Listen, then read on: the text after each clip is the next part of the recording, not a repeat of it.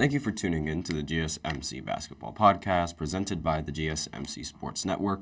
I am your host, Nelson, here on this very depressing Thursday afternoon. It's depressing if you are a Knicks fan, and if you're any New York relative, it is very depressing, and you'll find out why in the later segment, not this first segment, but it will be in the second segment on what I'll be talking about. But the first segment is going to be on Malachi Flynn's random 50-point game, as well as the rest of the other outstanding performances that happened yesterday night, because yesterday night there was a lot of very, outstanding performances from all sorts of players. And so I just thought, why not talk about defenses and offenses? Have they gotten better? Have they gotten worse? Because that's always, a topic of interest. Every single time I open up a podcast, or every time I open up one of the clips from online, I always see all these old heads, or all these relatively older players who played in the league before. They're defenses have gone very soft this year, and I'm just sort of going to break that down and what I see and my personal opinions on it. Obviously, not trying to take credibility away from all of these other people, because they are players and they have played in that league, but the eye test, it's still there. So it's what they might see might not be what it might be what they see, but they might also have some bias towards it. But I'm going to get into that a little bit more as I go into the first segment. The second segment is going to be particularly focusing on Bronny entering the transfer portal and the rumors around that, and as well as Julius Randle needing to undergo surgery. And that's why it is a depressing day if you're a Knicks fan, or if you're a fan of any New York team or any New York sports in general. And in the third segment, we're going to do our recap as usual. We also have our special fourth segment, so stay in tune for that fourth segment. I think it's a really good one, and you guys will enjoy it. But before I begin, I'd like to remind everybody to please use the link in the description and the link displayed below the ticker on every show segment to get your comments recognized. Once again, the link is GSMCPodcast.net. Really helps the show, makes the show much more interactive between myself and you guys, puts your comments directly in front of my screen. Once again, the link is GSMCPodcast.net. It's displayed below the ticker, as well as the link in the description. And with that out of the way, we can go right ahead and talk about Malachi Flynn's random 50-point game. Now, I say random because he's coming off the bench, and throughout his career, he's averaged only 4 points per game.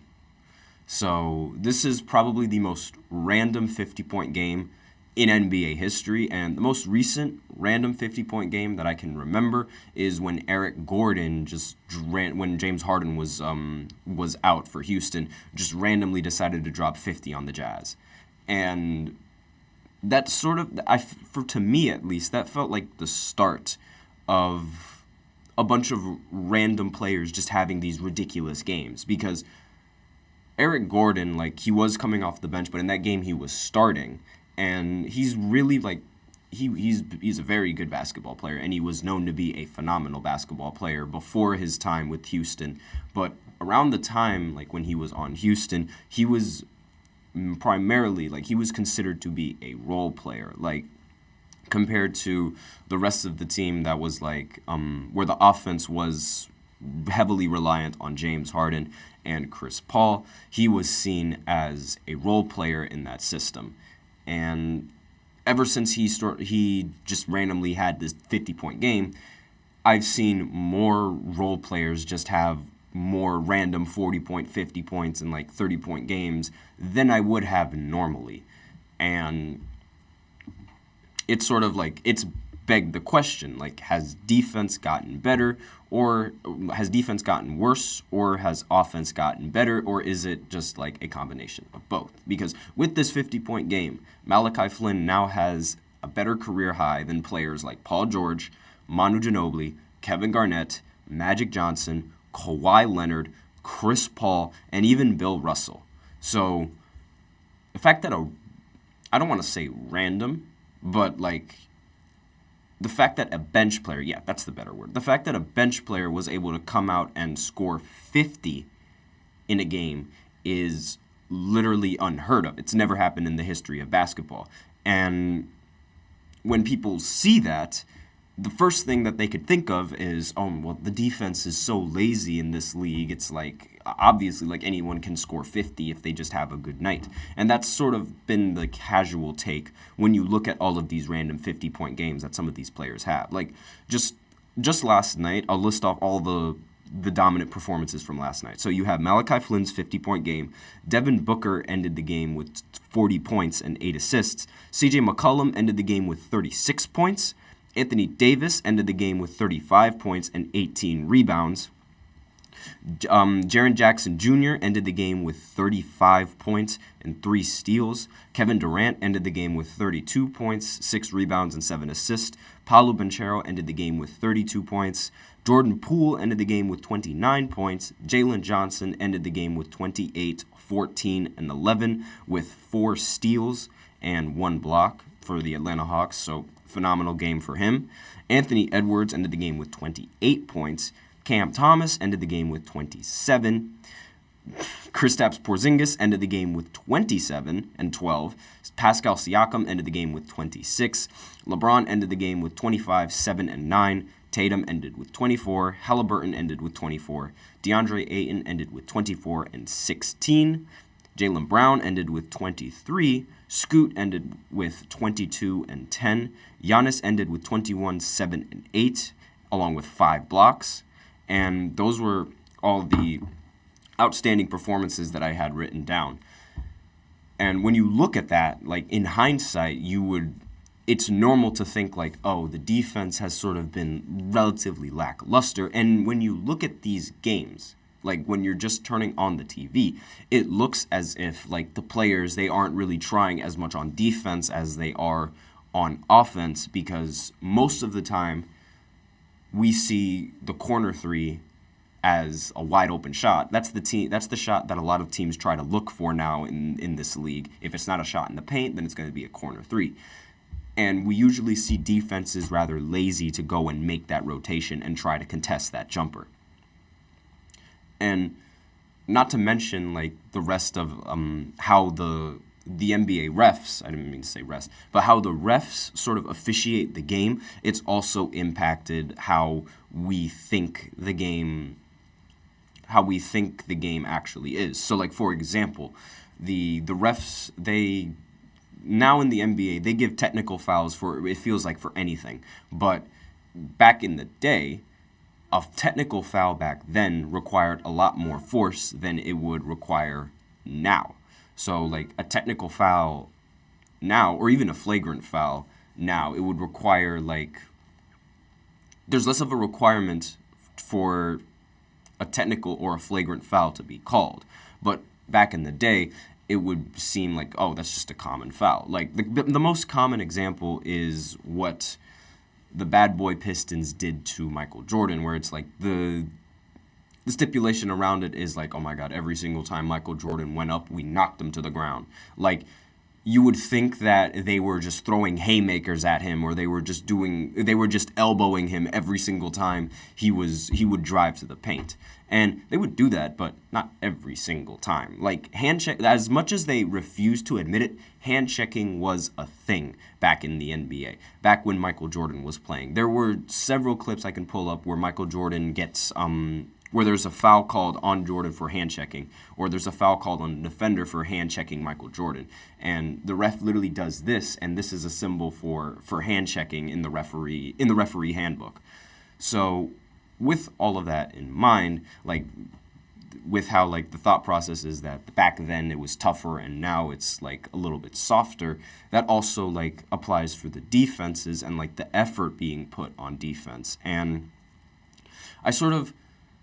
I don't really understand that, because how is it like the players, they might have gotten soft, but like they might have gotten less aggressive. That's the proper word. It's not soft. They might have been less aggressive, but that's just because they're trying not to send the players to the free throw line.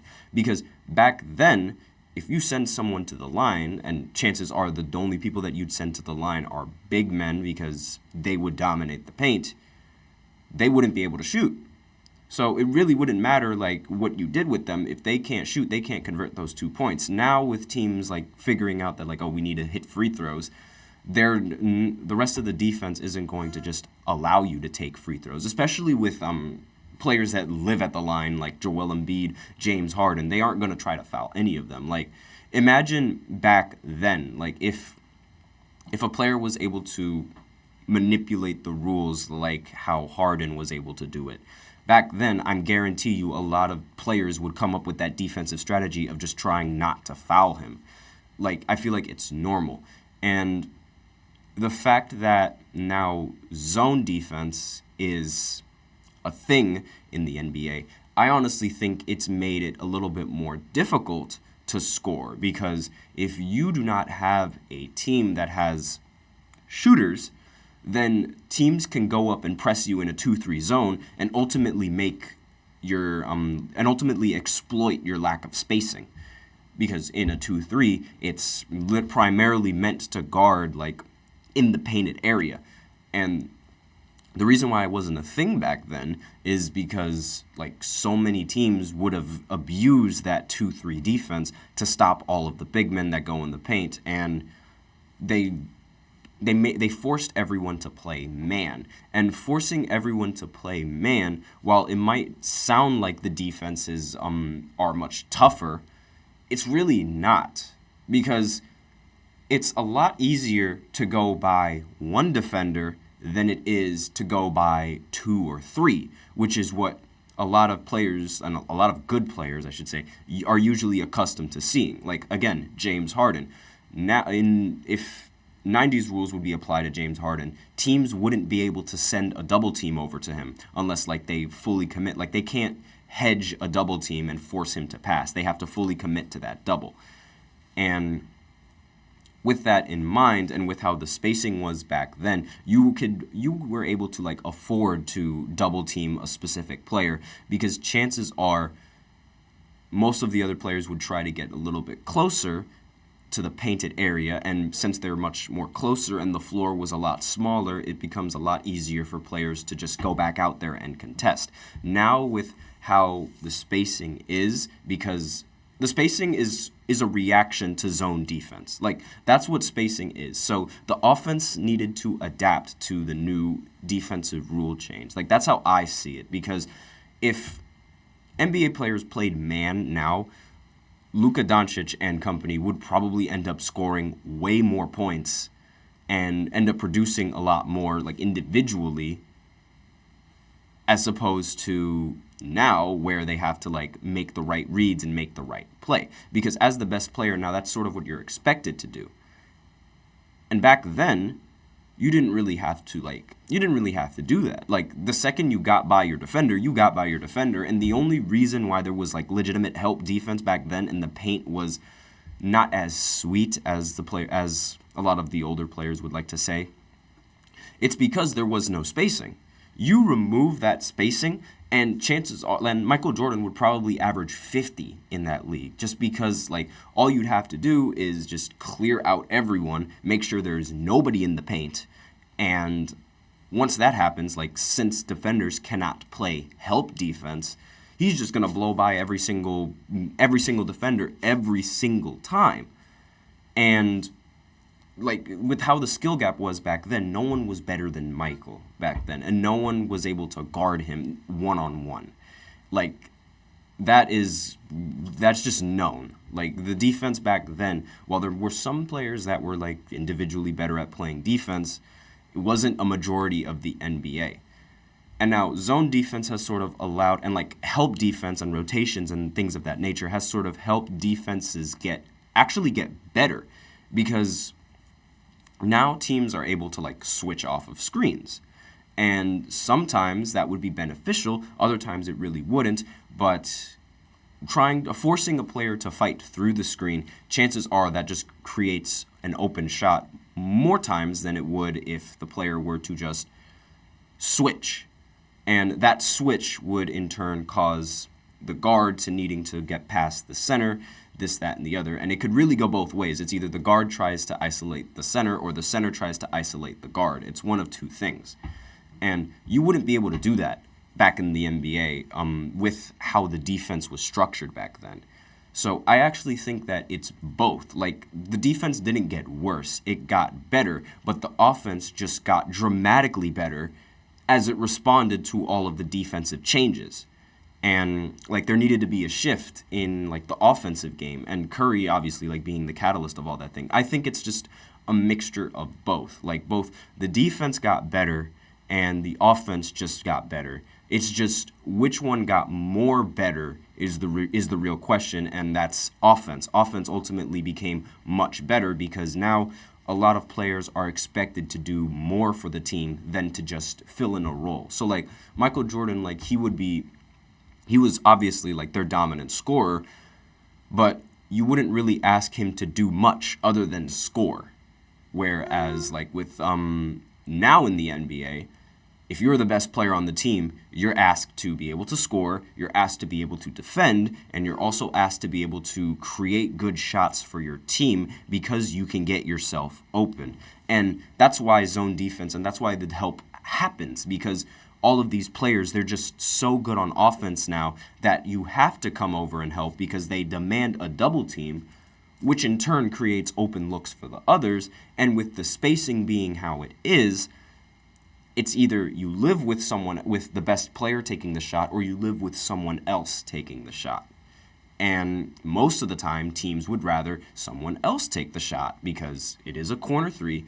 It is a much deeper shot than if they were to just blow by somebody in the paint, and it's less of a guarantee that they will even score those 3 points. So I think the defenses, they've gotten smarter. They haven't gotten worse. Now, lazier, that's a different topic. The defense might have most definitely has gotten a little bit lazier, but that's mainly because now, like, teams are sort of expected to make those rotations every single time up and down the court. That is a lot of running to tax on your players, not to mention also expect them to perform well offensively. Like, we'll just give LeBron James, for example. We see LeBron James, he's, like, very, very, like, when it's not the fourth quarter, his hustle on defense is very weak. And a lot of people say, like, oh, it's because he's lazy and he doesn't want to play defense. But in reality, it's because he has to focus on the offense because he is the team's, like, he's 9 times out of 10, he's the team's offense, and he's the reason why the team finds success. So there's more value to him on the offensive side of the ball than there is on the defensive side of the ball, meaning he needs to have his stamina ready so that way he can conduct the offense, especially, like, the fact that he's older now also doesn't help things. So that's sort of the reason why you don't see a lot of, like, star players try to rotate out there on defense, because that's a lot of running, and players will lose their breath because they're expected to run all around the court on defense with how all the rotations are and with the spacing, and then at the same time you expect them to come down the court and create a shot for themselves in isolation. Like, that just doesn't work. And it's like, that's way too much pressure on your lungs. And I understand that these are pro players and, like, they should expect that. But, like, as a human being, that takes a toll on you. And it's like, you can only run for so much. You can only run for so long and not get tired. Obviously, like, you know, some players are built different. Some players, they just don't get tired and they will just continue to run around the court like a maniac, like Steph Curry. But other players aren't like that. Like, they don't have the lung capacity. People are different. And that's something that a lot of people that watch the NBA, they sort of forget that it's like, these guys are human too. These guys need to take a breather sometimes too.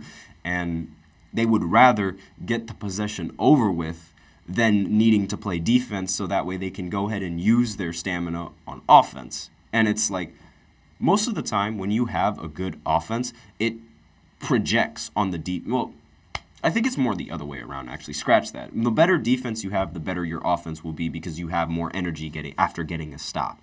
But that's sort of like my opinions on, like, the defense and the offense in this league and which ones got, like, what got better. I think it's just a mix of both. So with that, we are out of time for this first segment. So now I will be going into the second segment where I talk about two things because, and I call it Basketball Buzz. So it's basically just where I talk about like the big news that's going on around basketball. Like usually, like if I can't fit it into one whole segment, I'll make it into two different types of topics and make it into one whole segment. So that's what I'm going to do right here, where I'm going to talk about Bronny entering the transfer portal as well as Julius Randle needing to undergo surgery. So I will be right back after this short break. I feel like I'm losing my mind. Is everybody in the world blind? Please, Lord, give me a sign, a sign. I feel like I'm losing my mind. Is everybody in the world blind? Please, Lord, give me a sign, a sign. I wanna be the greatest. Everybody on the fake shit. I look around and feel like everybody is the fakest. I make this every day and I'm impatient, hoping one day I blow up from the basement. Statement, the top is so vacant. I don't hear shit that I think is amazing. Waiting for my day when I'm playing sold out shows for 1,000 faces. Hey, give me that crown, get in my way and to be put down. It ain't your place, all this my town. If I want that shit, then I'll get it right now. I'm losing it, the noose it fits, some losing shit, a stupid myth. You choose to live or choose to dip, you choose to fight or lose your grip and lose a gift. Oh. I feel like I'm losing my mind. Is everybody in the world blind? Please, Lord, give me a sign, a sign. I feel like I'm losing my mind. Is everybody in the world blind?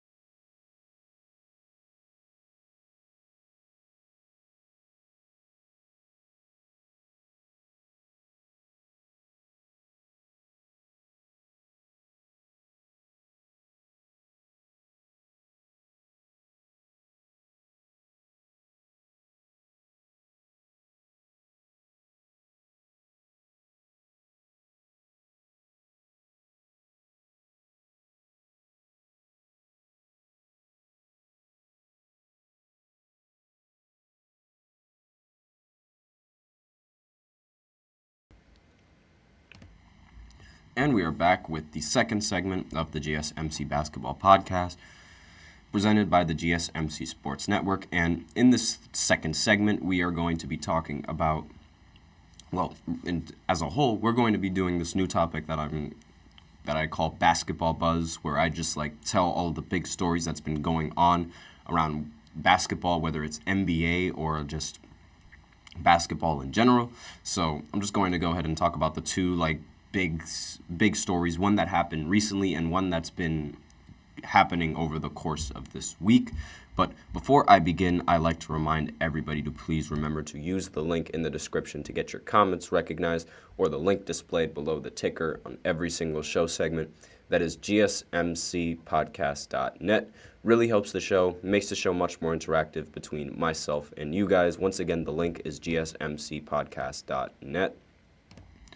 And with that out of the way, let's get into some of the basketball buzz that's been happening this week. So the first thing that we have is Bronny allegedly entering the transfer portal. Now, I say allegedly because LeBron James recently just said that he had no idea where that rumor even came from. And his further comments are that Bronny is a grown man and he can make that decision, or he's going to make that decision himself. And whichever decision he chooses, like as a family, like they're going to support him, obviously, like LeBron's just being a good dad.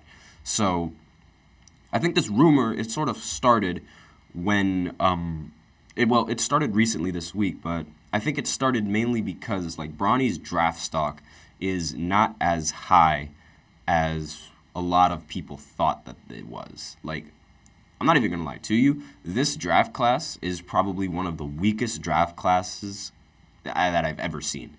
And this might be recency bias talking because, like, in the previous draft class, we had Victor Wembanyama, and he was the talk of literally the entirety of the summer. Like, everyone was just saying, oh my God, he's going to ruin the league. He's going to destroy everyone. Like, he's obviously going to be first overall, yada, yada, yada. all of that stuff. And it's all been proven to be true. Like, I knew from day one he was going to be a problem in this league.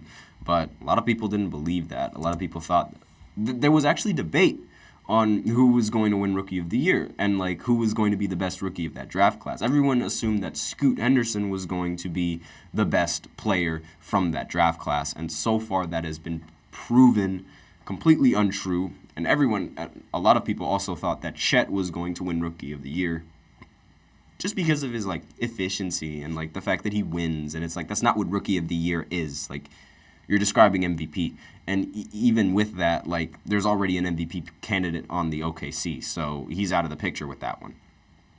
But, yeah, so he's entering the transfer portal. And as a college player, he definitely, like, he doesn't have, like, on the offensive side of the ball, his production is not as strong as what many people thought. And part of that is because, like, he is LeBron James' son, and there's a lot of pressure and expectations that need to be met when you are LeBron James' son. And he just did not meet those expectations. But I don't really blame him. A lot of people forget that he had heart problems before the season, and we weren't even sure if he was going to even return to playing basketball. So the fact that he was even playing at a college level already impressed me. Now, it's not LeBron bias. I know everyone's going to think, like, oh, he's a LeBron fan, so he's obviously going to be biased. Like, no. Genuinely, when anyone, like, suffers from either cardiac arrest or suffers from major heart problem, you don't really expect them to come back and play that same year or, like,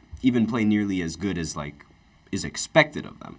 And the fact that he was even able to play, I think, is just an accomplishment in of itself. And he's very good on the defensive side of the ball. It's just the offensive production that he's lacking in. And he already has half the game. Like, and that's a big half of the game that a lot of teams find value in because defense is sort of like, it's not really considered as valuable now. So when you have that player that really specializes on defense, it's a lot of teams really like that and a lot of teams really value that. And wouldn't be surprised if they end up drafting Bronny. Obviously not now, but like in the future, regardless of how he pans out, whether he turns into like the same scorer as LeBron is, whether he isn't as much of a scorer, I do think that he's going to end up getting drafted. Now, his draft stock did take a hit, which is partly why the rumor started to spread because like, oh, he's not going to be a high pick in the draft, so he's not going to want to even participate in the draft and things of that nature. Like, that's the rumor. It's just a rumor because, like, it hasn't really been confirmed yet. It's only been confirmed by, like, reports. It wasn't confirmed by Bronny himself yet. And I'm curious as to, like, why. Like, I don't understand why his draft stock went down because LeBron James has always said he wanted to play with his son. And, like, that was his main goal. And that was, like, that's sort of, like, that's the idea. And that's, like, the hope if he can continue, like, to keep playing well and keep playing at 100%. Like, that's what he wanted. He wanted to play with his son. So why isn't the logic like, okay, if you draft Bronny, then you get LeBron? Like, where is that? Where's the logic in that? Like, why haven't people thought of that? Like, when you draft Bronny, you immediately become a favorite for LeBron because LeBron wants to play with that team because it's the team that has his son. So why aren't teams trying to draft them in hopes of getting LeBron James in that lineup? I mean, it's LeBron James and he's still playing the best basketball. Why wouldn't you want a completely capable LeBron on your team? I don't know. And that's literally, like, the only reason why I would draft him. Like, apart from his defense, which I said was really good, I'm looking at the fact that I could potentially get LeBron. And if I can't get LeBron, then that means they're going to try to force a trade. And who knows? Maybe he'll trade away Anthony Davis just to play with LeBron, just to play with Bronny. Who knows? Like, I don't know where LeBron's mindset is at right now. And I don't think he would trade Anthony Davis. But if it means playing with his son, then you never know. I mean, I leave everything on the table until it's certain. So that's a possibility. And I wouldn't put it past any organization to sort of expect, like, okay, if we draft Bronny, then we're going to eventually draft LeBron. that's sort of been the buzz around Bronny in the transfer portal. Now there's recent news surrounding Julius Randle and the New York Knicks. Julius Randle, he is going to undergo surgery after he was like trying to make his recovery in hopes of playing for the Knicks this season going into the playoffs. So I thought for all this time, like he was just rehabbing, and he was eventually going to be back, like either in a week before now or 2 weeks before now. That was my thought in the beginning. But it seems that this injury is a bit more severe than what I thought, and he is going to have to undergo surgery over the offseason, and I guess he just found out that there's no way that he's going to be able to play at 100% for the Knicks in the playoffs. And I don't know why he didn't try to get the surgery like earlier to get it repaired, because maybe if he got it earlier and he spent the time now to recover, things could have played out differently and he could have returned for the postseason. But I don't know the severity of the injury, so I have no idea. Maybe they thought that he would be able to recover just fine, and he just hasn't been recovering as well as they thought. Who knows what was going on over there? But now I think this is the time where the Knicks have to go and panic.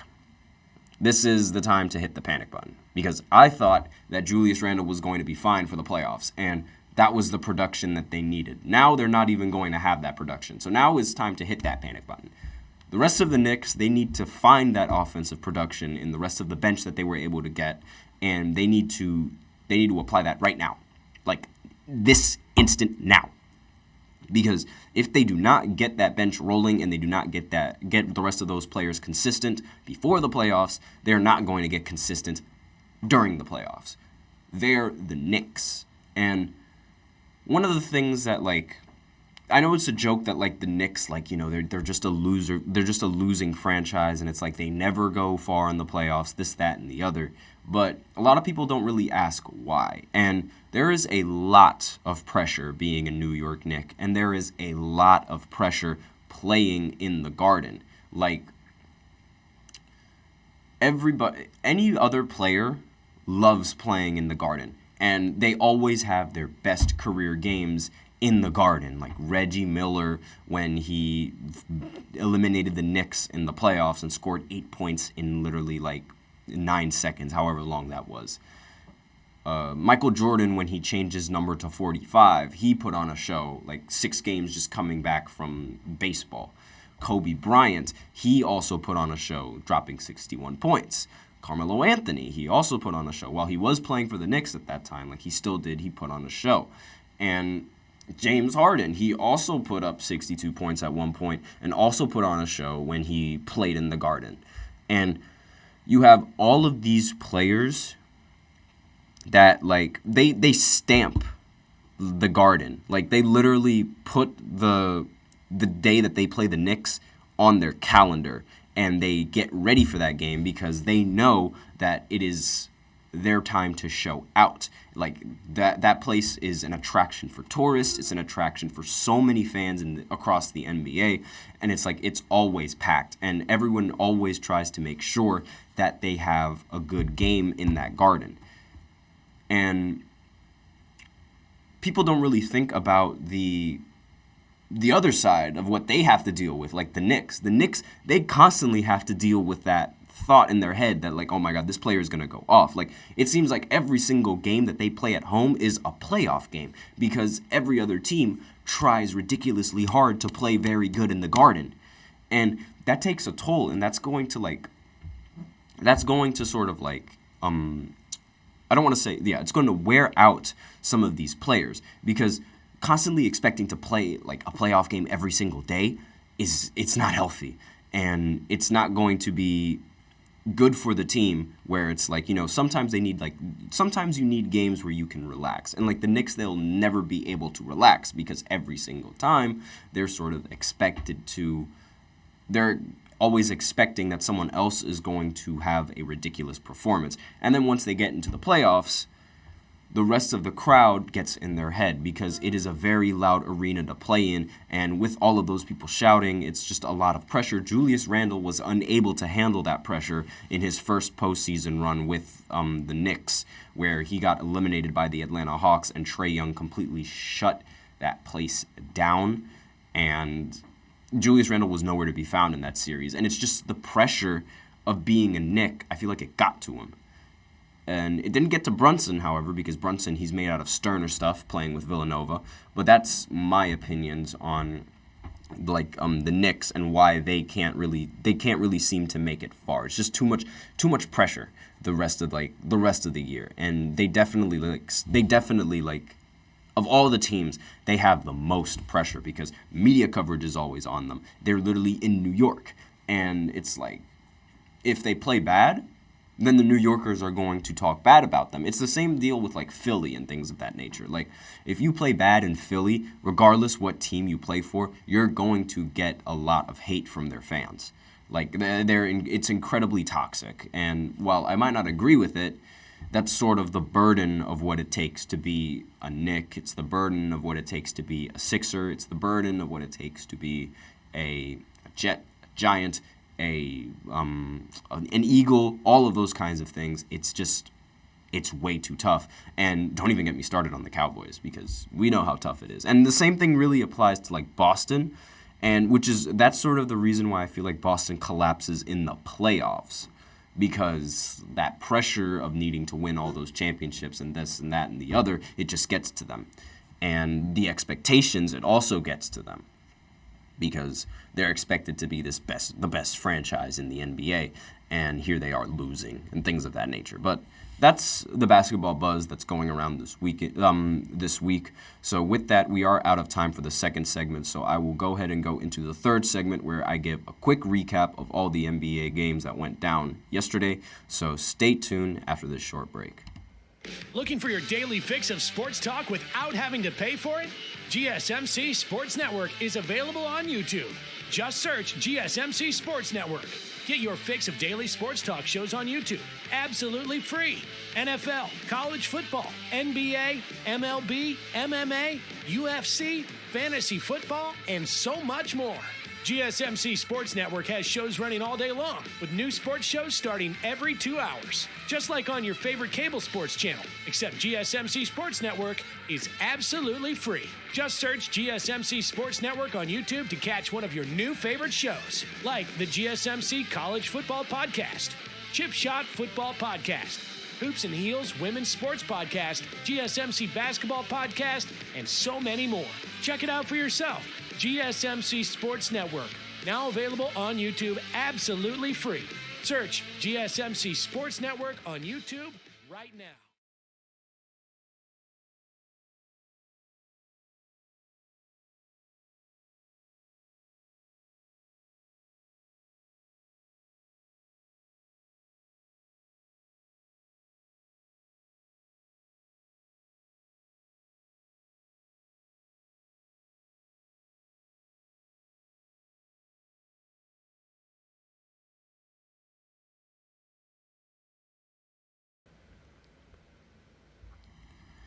And we are back with the third segment of the GSMC Basketball Podcast presented by the GSMC Sports Network. And in this third segment, we are going to be looking at the rest of the games that went down last night and what the rest of if there's any other team that I didn't cover, what their playoff aspirations are looking like now, and, an update on the standings if I need to, this, that, and the other. You guys know how this goes. So first game on this list is yours truly. Actually, you know what? We're not even going to start with the Lakers. We're going to start with the Brooklyn Nets winning literally the most meaningless game of the entire season, because the Nets just got eliminated from play-in contention.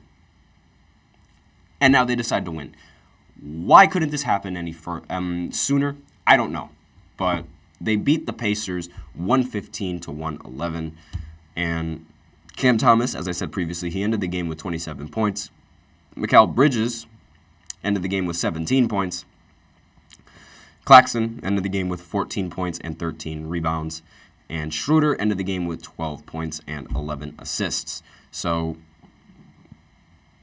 pretty good scoring coming in from the rest of the team. Noah Clowney ended the game with 22 points. I believe, yes, he did come off the bench. And he ended the game with 22 points and 10 rebounds. So great production coming in from him. The shooting on the Nets, not really that good. But then again, nothing about the Nets is really that good. And it's just really, really sad because I thought that this Nets team was going to be like a play-in team over the Hawks, especially with Trae Young getting injured. But no, the Nets have to get worse. Out of nowhere, they have to get worse. But I digress. I'm not even going to talk about the Nets and their situation or any of the players. I know you guys know exactly who I'm going to bring up, who I want to bring up but don't want to bring up. Tyrese Halliburton, he ended the game with 24 points and 8 assists. Pascal Siakam ended the game with 26 points. And that was basically it for the scoring for the Pacers. They shot very inefficient going up against this Brooklyn Nets team. They took 38 threes and only made 10 of them for a whopping 26% from three. This has been the problem for the Pacers, just not being able to have defense to rely on when your offense just isn't performing. And that's going to be a struggle for this team going into the postseason because you need to have both, especially if you want to win now when you're competing against a team like the Boston Celtics. It's like you can't afford to not have both in this stage in the game now. And it's really, I think it's going to be their downfall. The fact that they just don't have defense and sometimes their offense is like here and there. Like, there's no way to consistently have a good offense. Defense is always going to be more consistent than offense. And I feel like teams should just rely on that more going into the playoffs as opposed to their offense, even though I do think they should rely on their offenses just as much. But defense is going to play a heavy factor in these games, and it's especially going to play a heavy factor in the latter half of of the series where it's like down to the final minutes, and it's like a stop is what determines whether you make it or you don't. So next game on the list is the Lakers going up against the Warriors. The Lakers, I believe they've won 9 out of their last 10 games, and they're now 44-33 as a whole. Yet they're still in the 9th seed, so unfortunate for that.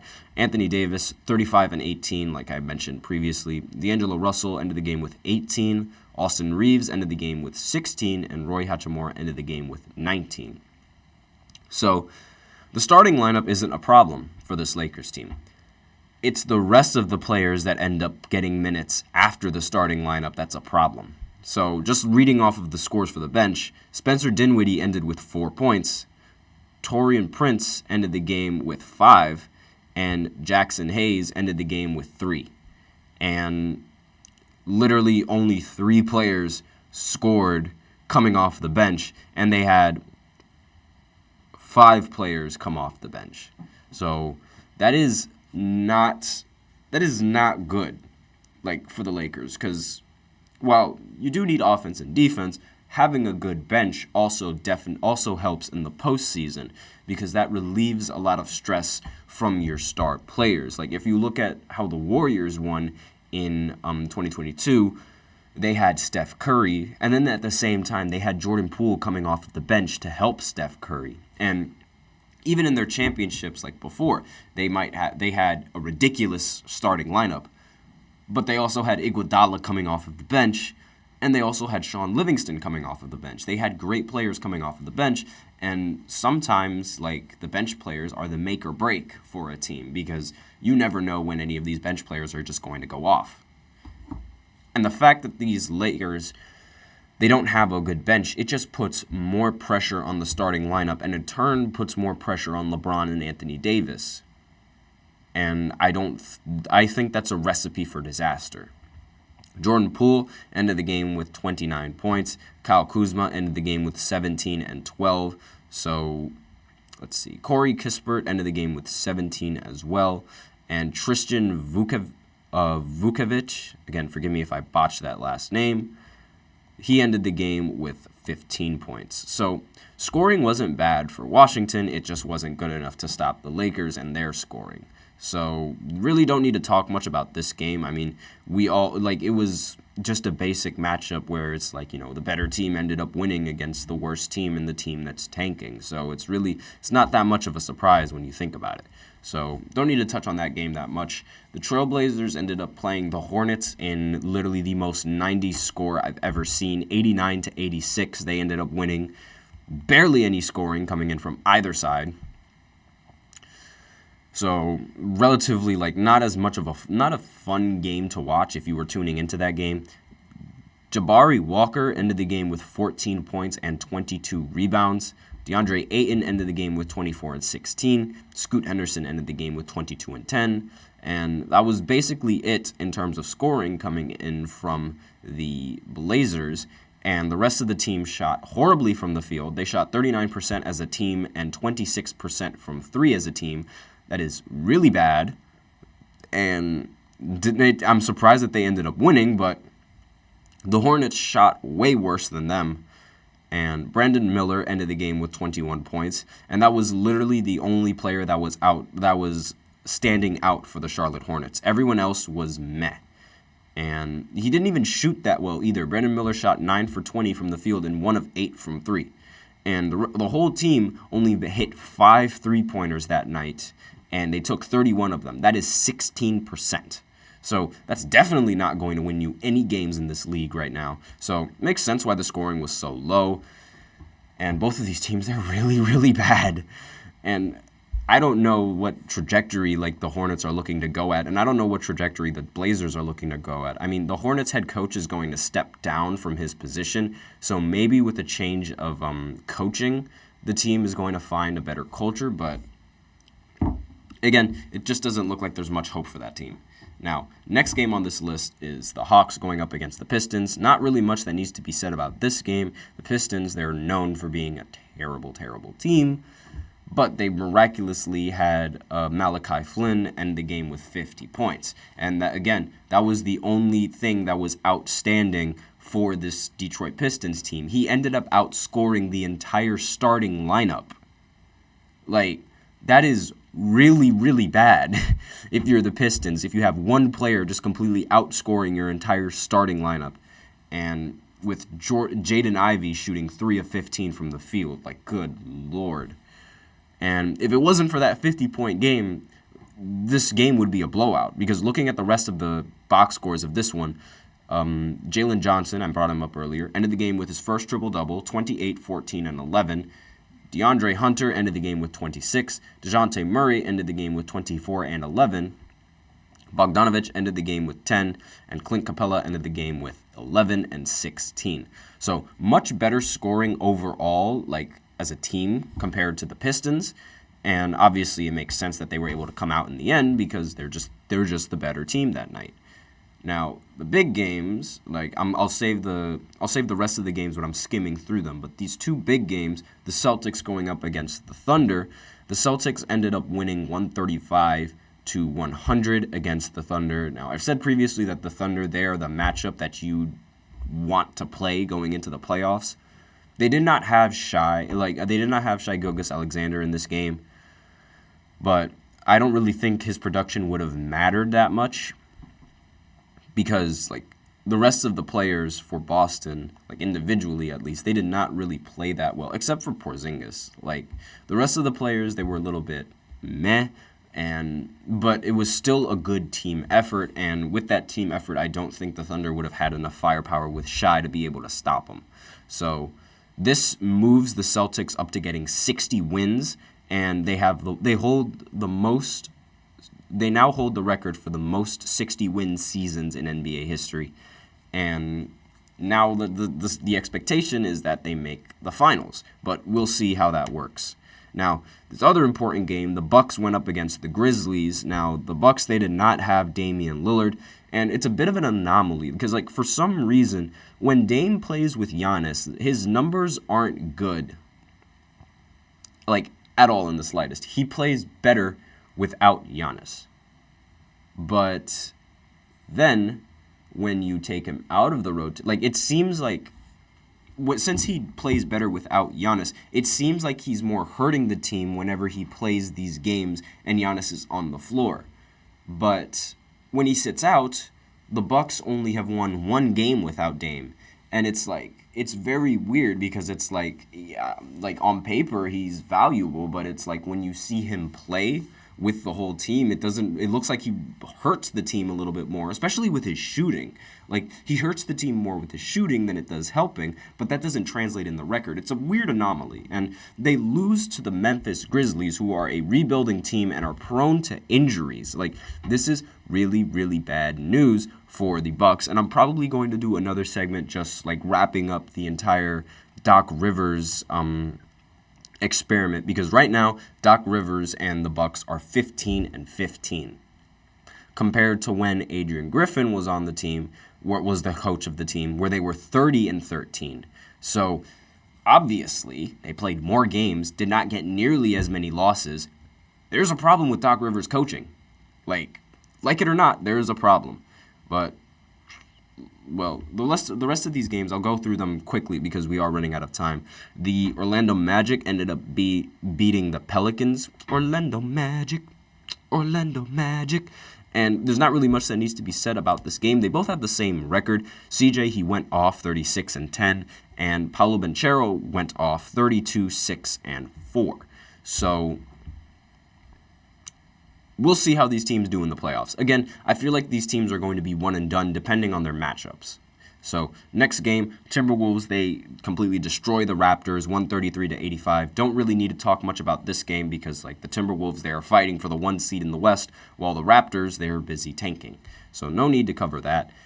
And the Cavs, they matched up against Phoenix, and Phoenix absolutely obliterated them with Darius Garland and Donovan Mitchell in the lineup. Now, Devin Booker ended the game with 40 points. Kevin Durant ended the game with 32 points. And at halftime, the score was 47-72 in favor of the Suns. So their offense was rolling tonight, and that's what makes this Phoenix Suns team very scary because their offense could be rolling on you on any given night. It's just the consistency of how often that offense rolls that's in question. And that's what we're going to be anticipating going into the playoffs. And do I think they're going to make it far? They'll make it to the second round. I don't think they'll make it farther than that. I'm sorry, Kevin Durant, he is not the playoff performer that everyone claims that he is. That might be an egregious hot take, but think of it this way. What has Kevin Durant done in the postseason without Golden State? Like, get rid of his rings with Golden State, get rid of his time with Golden State. What has he done in the postseason? He's lost in the finals. He lost way before that, the next year. Then he goes to blow a 3-1 lead in the Western Conference Finals. Then we don't count the rest of the Warriors years because I'm just saying hypothetically. Then he goes to Brooklyn, tries to form a super team there. That ends up failing due to injuries and Kyrie being a quack. And he loses in the second round. And in the next year, he plays horrible. He plays horribly against the Boston Celtics in the first round and ends up costing them the series in Game 2. Then, after that, he joins another super team, the Phoenix Suns, and then they do the exact same thing and lose in the second round. It's like just disappointment after disappointment after disappointment, and it's without those rings, he would be known as a playoff disappointment. That's just how it is. And I feel like those rings ridiculously overrate him. That's just my take on it. But with that, we are out of time for this third segment. So now I will go ahead and go into the fourth segment where I actually talk about hot takes from a YouTube video that I watched. So I will be right back after this short break.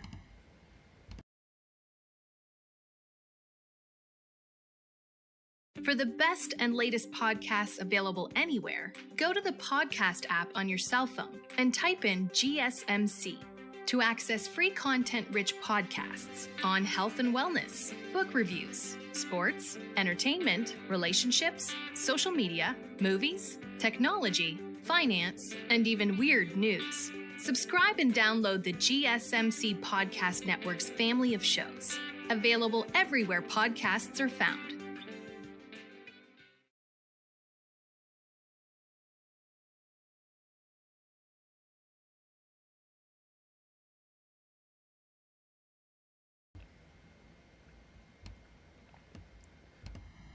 And we are back with the fourth segment of the GSMC Basketball Podcast presented by the GSMC Sports Network. And in this fourth segment, we are going to be looking at hot takes from this YouTuber. I'm sure you guys know him. He's Jimmy High Roller. He's one of the more popular basketball YouTubers that's out there, where he posts videos like time and time again, posting his opinions, posting ridiculous stats, this, that, and the other.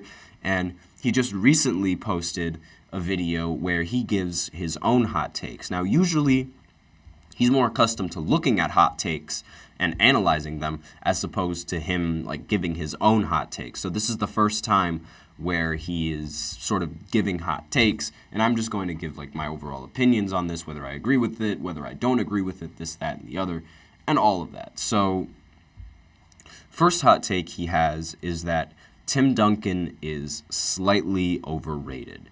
So in the video, I'm not going to like say everything that happens in the video, but in the video he mainly highlights how Tim Duncan, throughout his retirement, has slowly but surely creeped up into top 5 or top 3 rankings. Like, if you ask and if you look at like social media comments and this, that, and the other, a lot of people will say and like they'll defend Tim Duncan as like Tim Duncan is like he's the big fundamental best power forward of all time, and all of that is true, but is he top 5?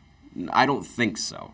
And a lot of people, like, I somewhat agree with this take. Like, I somewhat agree with this take. I do think that Tim Duncan has become just slightly overrated by the media simply because of his accolades and his accomplishments. And when you look at his accolades and his accomplishments, it makes sense, and it sounds like egregious to say that like he's overrated, because he is a 5-time champion, he is a 15-time All-Star, he's made the All-Defensive team several times, and he's won the MVP as well as Finals MVP a couple of times. So really, like, his accolades, like, when you look at them, they look like top 5 player, especially when you consider how he was one shot away from going 6-0 in the finals, which was the record that a lot of basketball players tried to set, because Michael Jordan set that 6-0 finals record standard.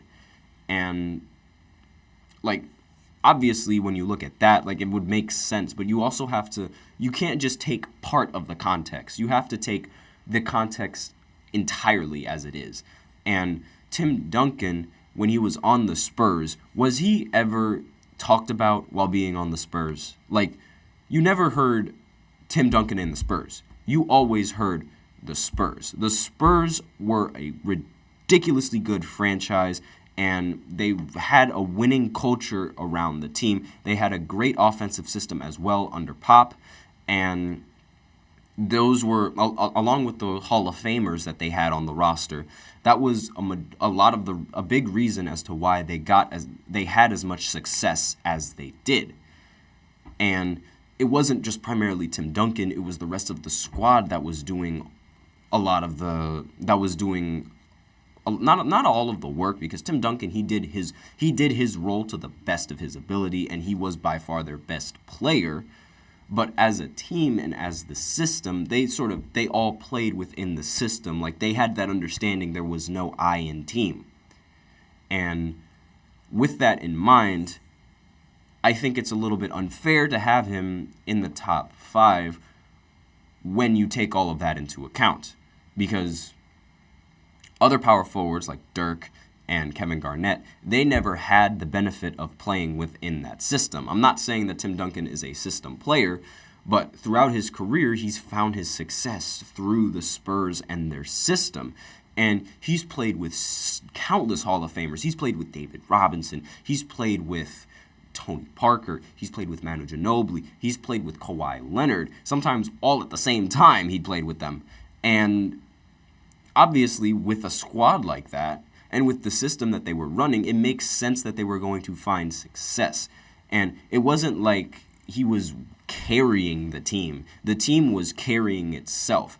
And I feel like now, with where the Spurs are now under Popovich, and how they've been one of the worst teams in the league since Tim Duncan and like all those other players they left, it's sort of like flipping the script a little bit And a lot of people now are sort of thinking, Tim Duncan must have been that guy, because since he retired, the Spurs haven't been nearly as good. And it's like it's putting that perspective on it. But back then, if you said that Tim Duncan was better than Shaq, you were crazy. If you said he was better than Kobe, you were out of your mind. And if you said he was better than Kareem, you need to go into a mental institution. Like, that was back then. And now he's slowly just creeping up. And like I get Jimmy High Roller's take on this, and I somewhat agree with it. So the next hot take he has is LeBron makes situations worse. And I'll elaborate on exactly like what that is. Now, he mainly highlighted his time with the Miami Heat. Like, he doesn't understand why he left the Miami Heat in 2014.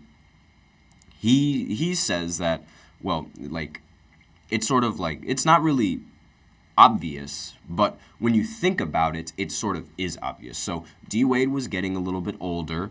The Cavaliers had the cap space, and they also had a better, much younger guard in Kyrie Irving at the time. I'm not saying that Kyrie was better than D Wade, but at the time, Kyrie was a better guard to have than D Wade.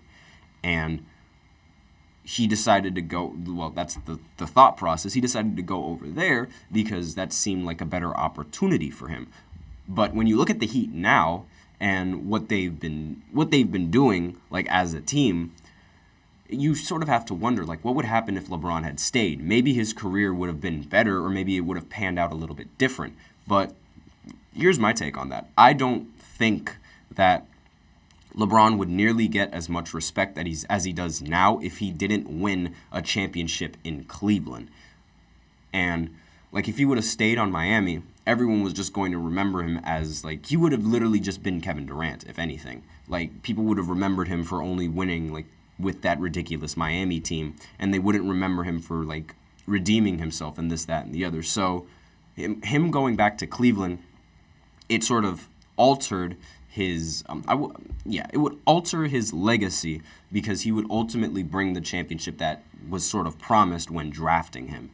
And without that, I don't think, and without beating the Warriors after coming back from a 3-1 lead, I don't think that LeBron's legacy would have been any better. It might have even been worse, honestly.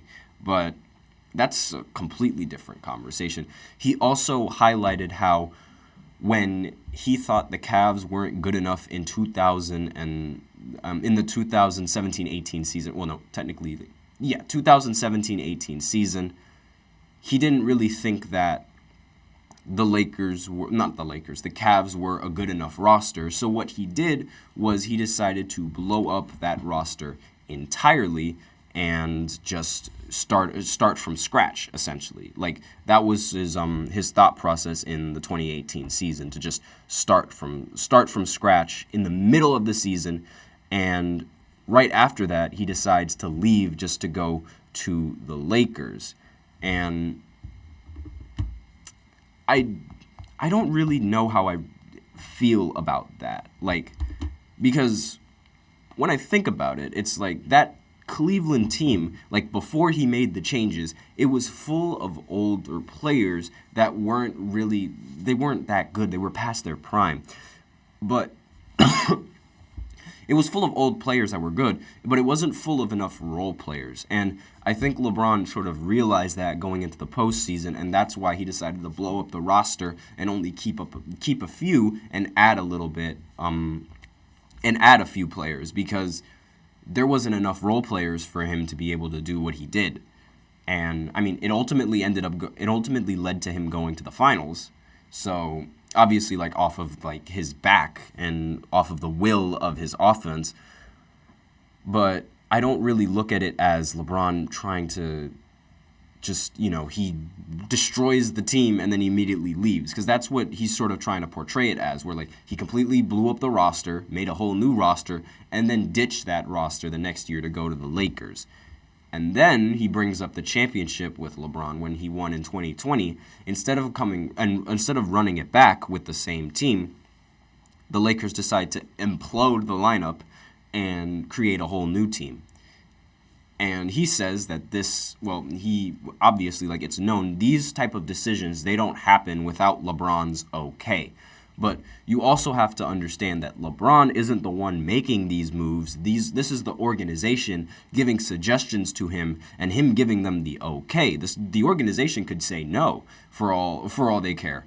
But he's making it seem like LeBron is just chasing. And I think that's just a bad portrayal, because when LeBron waited for the organization to do its job in his first stint in Cleveland, it didn't work out. So his response to that is just, fine, I'll do it myself. And that's what he's been doing the rest of his career. Like, you can't really fault him at that just because he just like moves, it seems that he moves on to the next shiny thing. He wants to win. And the organization, like, as history has shown, is not going to give it to him. So he has to find it himself. And that's what I see it as. I don't really see it as him leaving the team and trying to go win somewhere else, just abandoning them completely. Like, he left for a reason. That's my thought process behind it. And that decision to blow up the entire roster and bring in Russ, how was anybody supposed to know that Russ's production was going to fall off a cliff? How was anybody supposed to know that? Like, everyone was saying, like, okay, this is not a good fit. But in reality, it wasn't a good fit because the rotations weren't there. The rotations, like, for the team in the starting lineups, they just weren't there, and they did not help Russ. Like, it could have worked. It's just, it didn't. And part of that is because of how bad Russ really was. Like, a lot of people don't understand, like, just the problems that Russ brings, and they only see, like, the good that he brings in his stat hunting. But in reality, that stat hunting, it doesn't lead to wins. And I knew that was going to be a problem with the Lakers because Russ was going to be busy stat hunting when in reality the rest of the team is expecting him to try to play to win. And it wasn't going to work, not because it was a bad system, but because it was Westbrook that they got. Like, I'm not a big fan of Westbrook simply because I'm a big fan of him. I'm not a big fan of his fans. I'm gonna redirect that statement. I'm not a big fan of the fans of Westbrook. I do like Westbrook, and I think he's a phenomenal athlete and he's a great player. But his fans, they give him too much credit where I feel like they don't need to give him that much credit. And it's like, with the way he plays, it was only going to hurt that Lakers team because he constantly needs the ball in his hands to even be effective. And if he doesn't have the ball in his hands, he's not effective. On top of that, when he has the ball in his hands, he's turnover prone, and he's also prone to taking a bunch of bad shots, especially late in the fourth quarter where he just can't help but just pull up a three for whatever reason. I don't understand what it is. He does this like once in a blue moon every single time in the fourth quarter. He just walks down the court. Whoever's in his face, doesn't matter. He just throws the ball up. I don't understand why he does that, but he does that. And he has two modes. It's like there's like two things that make him stand out. His motor and his hustle. He never stops playing hard on offense, and it could be fun for a while, except for when you realize that opponents want him to take every single shot because he cannot shoot. And then once we get rid of the scoring option, he's not really that good of a facilitator either. Like, he gets a lot of assists, but those cancel out when you take into account his turnovers, because it's like, sure, he's getting assists, but at the same time, he's just giving the ball back to the other team at the same amount of times that he's passing the ball to his own team. He's a good defensive rebound, but his rebounding totals are heavily inflated due to cherry-pick defensive rebounds. Like, he's a great rebounder for a guard, but since the rest of the teams, they run back on defense, that's a free defensive rebound for him. And, like, his triple-doubles, they just don't bring value. And the play style that he has, it's not winning basketball, unless it's coming off the bench when it's for the Clippers, where he can do whatever, like, where he can have the ball with that bench. And it's like, it wasn't going to work simply because it was Russ. If it was any other star, it probably would have worked. And then the last hot take, because we are running out of time, is that the corner shot is not the easiest shot to hit in basketball. So his thought process behind this is because the corner shot is exclusively for three-point shooters. 9 times out of 10, that is where the shooter is going to stand. He is going to stand in the corner, and his job is to wait until the help defense comes down and leaves him wide open, and then he knocks down the shot. That's the shot that every single offense looks for in the league now. And since that shot is reserved to the best of three-point shooters, it makes sense how the average three-point percentage in the corner is going to be higher than the average three-point percentage at the top of the key. Another point he brings up is that at the top of the key, that's where a lot of the best players on the team operate. They might not be the best shooters on the team, but they're the best players on the team. And so if the shot is open, 9 times out of 10, they're going to take it. So it makes sense how the percentage is lower because a lot of players that aren't really considered shooters are taking shots from out there. And the other thought process that he brought up is like just overall like experience and his experience on playing basketball. Like when you look at the corner and when you stand in the corner, at least like, because I can agree with him on this one. When you stand in the corner and you look at the hoop, it just looks more difficult to shoot from there than you would if you were standing from top of the key, because you have a much better perception of like the backboard and like where you have to like just aim the ball at in order to hit the shot. In the corner, it's much more difficult to do that, and that's why it's usually reserved to some of the best shooters in the NBA.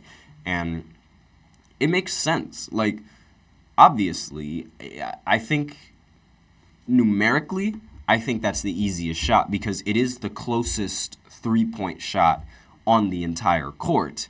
And when you practice it enough, it's like you're going to eventually hit a lot of those shots, especially like when you practice it religiously, like how a lot of these corner shooters practice it.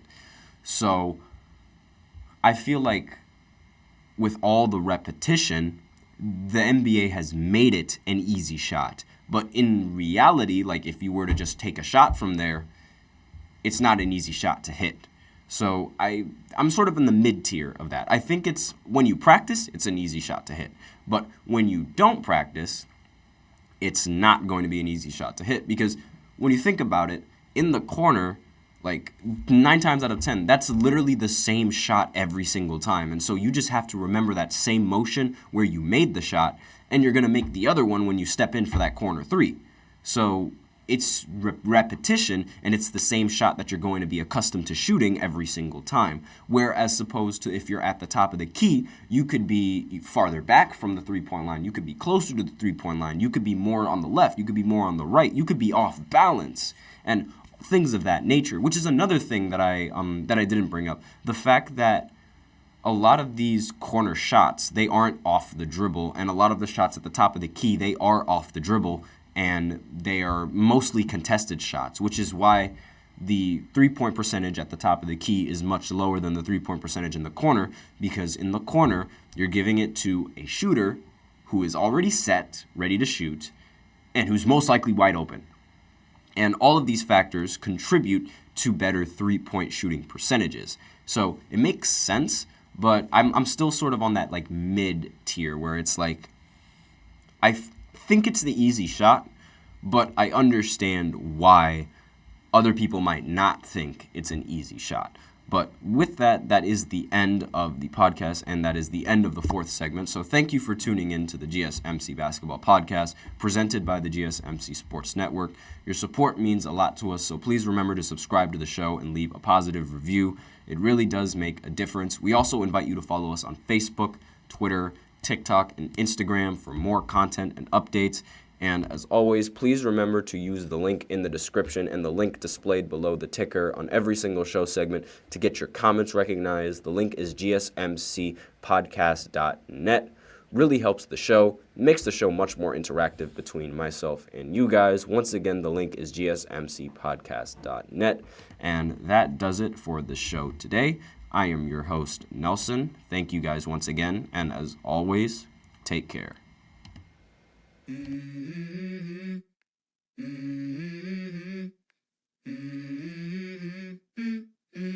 Let's go. I wake up to a little bit of drool on my pillow, feel like it's gonna be a bad day. Yeah, I'm tired of shit, and the coffee ain't hit yet, damn.